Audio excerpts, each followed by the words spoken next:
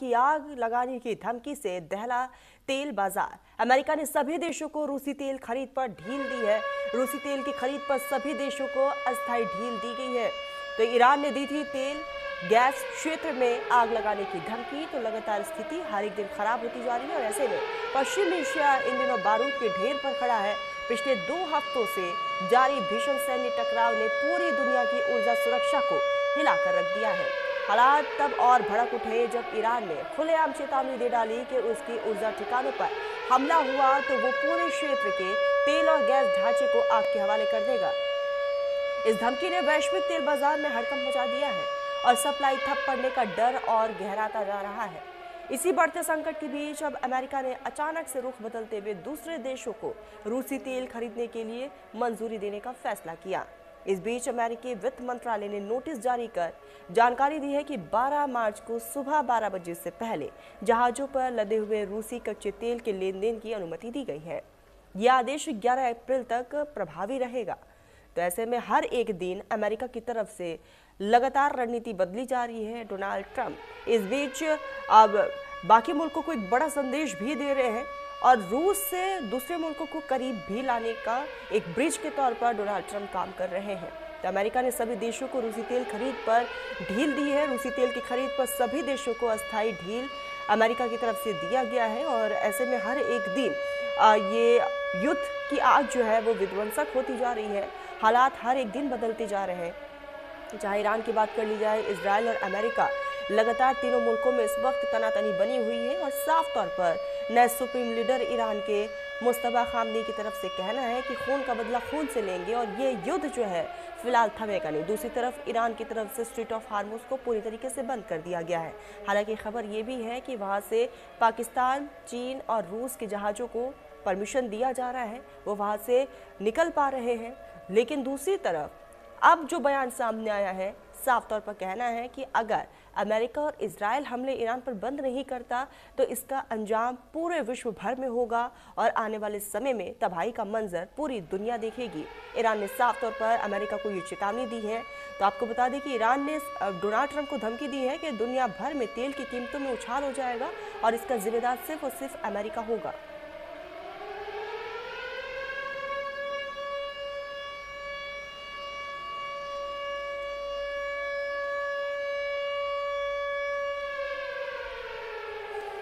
इसी बीच हमारे साथ खास मेहमान जुड़ चुके हैं, रिटायर्ड मेजर मोहम्मद हमारे साथ जुड़ चुके हैं और साथ ही और भी हमारे खास मेहमान जुड़े हुए। सभी का बहुत स्वागत है।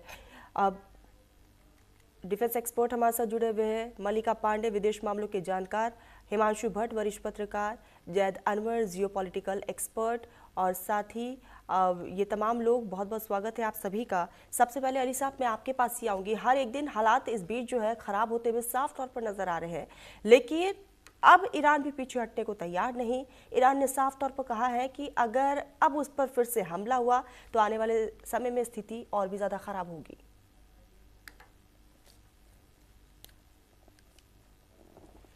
डोनाल्ड ट्रंप साहब ने गलत भापा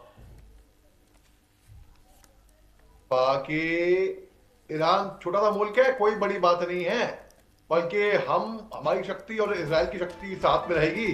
ईरान पे आराम से, जैसे 2003 में इन्होंने इराक को इन्वेड कर दिया था, सद्दाम हुसैन को मार दिया था, इनको लगा वेनेजुएला है। ईरान वेनेजुएला तो नहीं है। अभी 2 महीने पहले उनके राष्ट्रपति को उठाया था। ईरान लड़ा। अब क्यों लड़ा? ईरान के पास अब खोने के लिए कुछ नहीं बचा है। जो खोना था खो चुका है ऑलरेडी। डरता कौन है? डरता वो है जिसको खोने का डर रहता है। ईरान को तो कोई डर नहीं है खोने का, निडर हो गए। ईरान के आ जाओ भाई, हम मारते हैं। ईरान दबादब मार रहा है। फिर भी अगर मैं सरल भाषा में बोलूं तो डोनाल्ड ट्रंप साहब को ये भारी पड़ गया, उनको लेने के देने पड़ गए। आ तो गए वो युद्ध के अंदर। युद्ध में आना आसान है लेकिन निकलना बड़ा मुश्किल है। अब बहाने मारते फिर रहे हैं वो कि हमने ईरान की बर्बादी कर दी, ईरान के अंदर उनकी नेवी, उनकी एफओ तबाही हो गई। अब क्या करें? डोनाल्ड ट्रंप फंस गए हैं वो। अब मुज्तबा खुमैनी साहब का गुस्सा आप देखिए। किसी के अगर पेरेंट्स, माँ बाप, घर वाले, पूरे फैमिली मेंबर का नाश कर दिया, बिल्कुल नाश कर दिया। जाहिर सी बात है गुस्सा तो रहेगा। अब ईरान जो है तितर बितर हमले कर रहा है, वो तुर्की में कर दिए वहां पे नेटो बेस पे।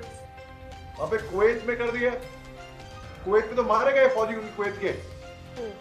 बहरीन में जो मिलिट्री बेस है, कतर में, यूएई तक का, यूएई में जहां पर मिलिट्री बेस भी नहीं है अमेरिका की, वहां तक भी हमले कर दिए। ईरान की अगर ज्योग्राफी हम समझें, डोनाल्ड ट्रम्प साहब कह रहे हैं बूट ऑन ग्राउंड उतारेंगे, बूट ऑन ग्राउंड उतारना, अगर वो उतारेंगे ना तो बहुत बहुत तगड़ी कैजुअलिटी होगी। इसलिए तो अमेरिका चला गया 30 साल के बाद अफगानिस्तान से, तालिबान को छोड़कर, क्योंकि उनको बॉडी बैग्स आ रहे थे उनके घर पे और बॉडी बैग्स मंजूर नहीं थे। अल्टीमेटली होगा ये कि 10 दिन के बाद दोनों की हवा टाइट हो जाएगी, फिर स्टैमिना पे खेल है, पूरा स्टैमिना का खेल है, कौन इस जंग को लंबा खींच सकता है। जैसे वॉर ऑफ एट्रिशन हुई थी इजराइल की के अंदर 1967 टू 1970, वो एक लिमिटेड वॉर थी जहां पे इजरायली मिलिट्री और forces of Egyptian Republic, USSR, Jordan, Syria, इन्होंने फलस्तीन लिबरेशन ऑर्गेनाइजेशन के साथ 1967 से 1917 में लड़े थे। ये 3 साल ये युद्ध खींचा।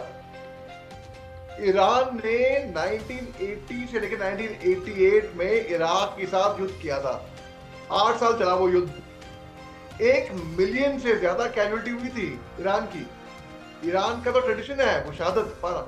यौम किपोर वॉर हुई थी इजराइल की अक्टूबर 1973 की, या तो आप पैलेस्टीनियन इंसर्जेंसी की बात करिए, साउथ लेबनान की 1971, 1982, ये सब लंबे युद्ध है।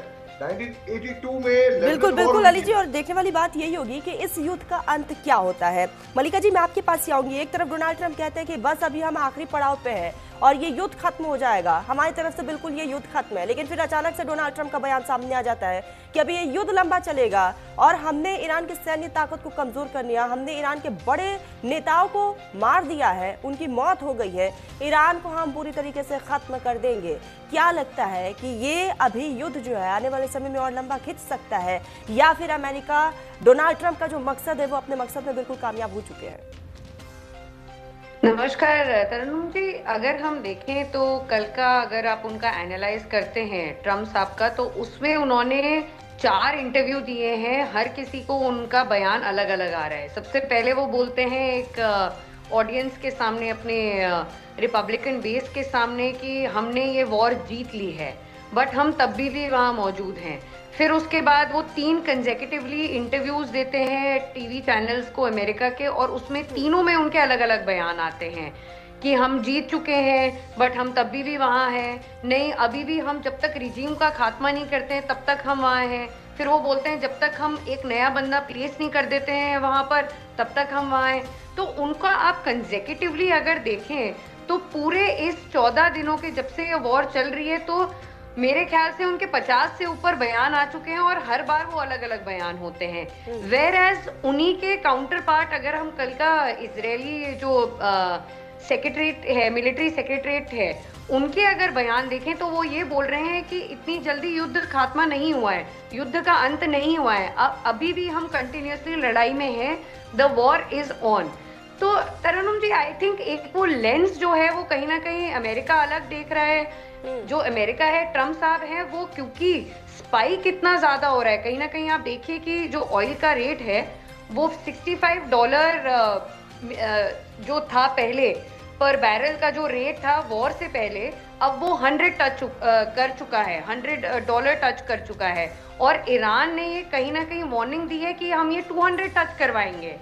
तो अगर ये वॉर खत्म हो ही जाती तो अभी तक तो सब सॉर्ट आउट हो जाता। बिल्कुल बिल्कुल मलिका जी, द वॉर इज ऑन। अगर ये वॉर इसी तरीके से ऑन रहेगा तो वैश्विक स्तर पर इसका असर देखने को मिलेगा। आप सभी बने रहिएगा। इसी बीच एक बहुत बड़ी खबर सामने आ रही है। ईरान के नए सर्वोच्च नेता मुस्तफा खामनेई का बड़ा बयान सामने आया। हार्मुज स्ट्रेट हर हाल में बंद रहेगा, मुस्तफा खामनेई की तरफ से कहा गया।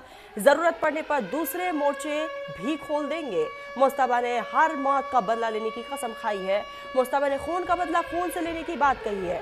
तो ईरान के नए supreme leader Mustafa Ali Khamenei के नाम से एक संदेश जो है वो उन्होंने अपने देशवासियों को दिया और उनके इस संदेश को ईरान के सरकारी टेलीविजन पर एक टीवी प्रेजेंटर ने पढ़ा भी है। इसके साथ ही मुस्तफा खामनेई की एक तस्वीर भी दिखाई गई। ये पहला मौका है जब मुस्तफा खामनेई ने देश का सर्वोच्च नेता बनने के बाद कोई बड़ा बयान दिया और अपने बयान में खामनेई ने साफ तौर पर ईरान का रुख बिल्कुल स्पष्ट कर दिया है। खास मेहमान हमारे साथ लगातार बने हुए हैं। जैद साहब, मैं आपके पास ही आऊंगी। एक तरफ हम देख रहे हैं कि ईरान का रुख क्या है, मुस्तफा खामनेई इस वक्त घायल शेर की भूमिका में है। दूसरी तरफ हम ये देख रहे हैं कि स्ट्रेट ऑफ हार्मुज में जो स्थिति बनी हुई है, खबर ये भी है कि चीन के, रशिया के और पाकिस्तान के जहाजों को वहां से परमिशन दी जा रही है। क्या लग रहा है, जियोपॉलिटिकल तस्वीरें किस तरीके से बदल रही है? मुस्तफा, तो सबसे पहले बात को समझिएगा, गुज़िश्ता 1 साल कबल ये चीज उनको मालूम हो चुका था। उनके पास तमाम इंटेलिजेंस, जो ईरान के पास जो इंफॉर्मेशन कहीं ना कहीं, जो गुज़िश्ता कल जो गुजरा हुआ कल है, वॉशिंगटन पोस्ट में एक आर्टिकल आया है अमेरिका में कि इस कुड बी पॉसिबल कि चीन अपने सैटेलाइट का इस्तेमाल करने दे रहा है ईरान को। ये पहले बात पर गौर करिए, क्योंकि जो सैटेलाइट जितने सटीक तौर पे, जितने पॉइंट टू पॉइंट वो मार रहा है, लोग मर रहे हैं, ये सिर्फ ये टेक्नोलॉजी जो था ये अमेरिका के पास था। हालांकि आप इस मिसाइल बना लें, आप तमाम चीज बना लें, आदमी ले आए, मगर वो जो टेक्नोलॉजी था वो अमेरिका के पास था, जो एआई के थ्रू से जिसने अमेरिका ने मारा है। पूरी दुनिया में उसकी बात हुई, उसको सराहा गया है लोगों के साथ में। मगर वही टेक्नोलॉजी जो एक टेक्नोलॉजी जो तमाम वो चीन की मदद से ऐसा हो सकता है, ये बात की जा रही है अमेरिकन पोस्ट में कि ऐसा हो सकता है चीन को, इसीलिए ये प्रायोरिटी दी जा रही है चीन को, तो उसीलिए उनके लिए रास्ता खुला हुआ है। तो कहीं ना कहीं चीन मदद कर रहा है। आपको याद होगा कि ताइवान के दौरान जब एक मामला आया था, तो उसके बाद अमेरिकन सैटेलाइट की मदद दी जा रही थी, मगर जब चीन के नए सदर आए थे, उन्होंने जब 2020 में इन्होंने जो अपना सैटेलाइट जिसका नाम बेदो है, उसको जब उन्होंने इस्तेमाल किया और जिस तरह का उन्होंने अपना इस्तेमाल किया और जिस तरह का कंपैरिजन किया जा रहा था, अमेरिका के बराबर आके खड़ा हुआ वो सैटेलाइट उसी तरह काम कर रहा था। तो उसका एक वन ऑफ द पॉइंट है कि चीन कहीं ना कहीं इनकी मदद कर रहा है दुनिया, मगर किसी की हिम्मत नहीं सामने आके कहे। क्यों बात होती इसी तरह जियोपॉलिटिक्स में। अब बातें हैं कि चीन को क्यों जाने दिया जा रहा है।